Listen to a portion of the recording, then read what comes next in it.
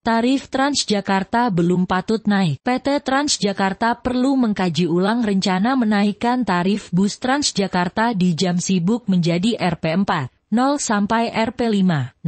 Usulan kenaikan tarif yang juga disampaikan oleh Dewan Transportasi Kota Jakarta itu tidak patut karena diajukan saat pelayanan Transjakarta yang diharapkan bisa mengurangi volume kendaraan pribadi justru sedang dikeluhkan warga. Tingginya penggunaan kendaraan pribadi menjadi penyebab utama kemacetan Jakarta. Umumnya kondisi tersebut ditanggulangi dengan menyediakan moda transportasi publik yang berkualitas sekaligus murah, sehingga masyarakat rela beralih dari kendaraan pribadi ke transportasi umum. PT Transjakarta perlu mengkaji ulang rencana menaikkan tarif bus Transjakarta di jam sibuk menjadi Rp4.0 sampai Rp5.0.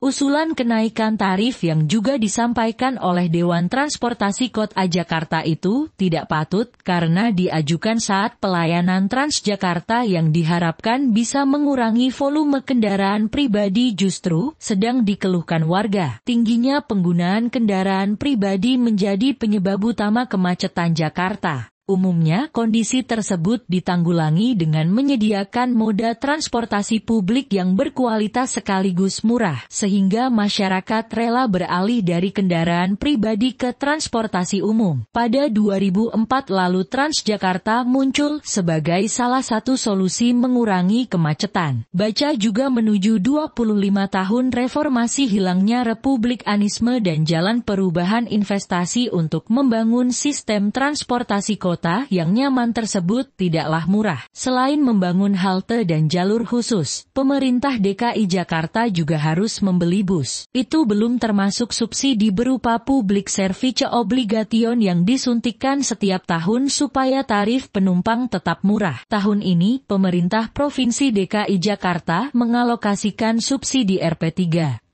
triliun. Pengorbanan yang besar itu akan menjadi sia-sia jika warga kembali meninggalkan Transjakarta dan beralih ke kendaraan pribadi lantaran kebijakan tarif yang sembrono. Kenaikan tarif transportasi publik sebenarnya tidak menjadi masalah kalau angkanya masuk akal bagi konsumen dan sebelum menaikkan tarif pengelola Transjakarta lebih dahulu meningkatkan kualitas layanan. Tapi itu tidak terjadi. Rencana menaikkan tarif dibuat justru pada saat pelayanan Transjakarta tengah mendapatkan banyak sorotan negatif. Konsistensi menjaga jalur busway agar bebas dari serobotan kendaraan pribadi makin menurun. Di beberapa titik separator busway hilang. Akibatnya, bus Transjakarta terpaksa ikut berdesakan di kemacetan yang mengakibatkan waktu tunggu penumpang di halte bertambah panjang. Baca juga euforia mudik setelah pandemi, antrean penumpang yang mengular di halte-halte Transjakarta menjadi pemandangan yang biasa di setiap jam-jam sibuk, jam masuk kerja atau pulang kantor. Satu-satunya alasan masyarakat rela tetap menggunakan Transjakarta saat ini adalah karena tarifnya yang murah. Bisa dibayangkan jika tarif Transjakarta tidak lagi, publik boleh jadi akan kembali memilih menggunakan kendaraan pribadi. Daripada memikirkan rencana menaikkan tarif Transjakarta, pemerintah DKI Jakarta lebih baik berfokus pada upaya memperbaiki layanan moda transportasi ini. Tingkatkan perawatan bus dan halte, tambah armada supaya jam tunggu penumpang tidak lagi panjang, hingga memastikan koridor Transjakarta bersih dari kendaraan pribadi supaya jalurnya bebas dari kemacetan. Persoalan menambah pendapatan untuk mengurangi subsidi bisa dilakukan tanpa harus menaikkan tarif. Salah satunya dengan memaksimalkan pemanfaatan halte dan armada Transjakarta sebagai ruang bisnis dan medium iklan. Pejabat Gubernur DKI Jakarta Heru Budi Hartono juga sudah menyatakan bahwa Transjakarta masih memiliki banyak peluang untuk meningkatkan pendapatan tanpa harus menaikkan tarif. Transjakarta merupakan inisiatif yang bagus untuk mengurai kemacetan Jakarta, tapi layanannya harus terus ditingkatkan agar masyarakat nyaman dan terdorong untuk terus menggunakannya. Jika sudah merasa nyaman dengan layanan Transjakarta,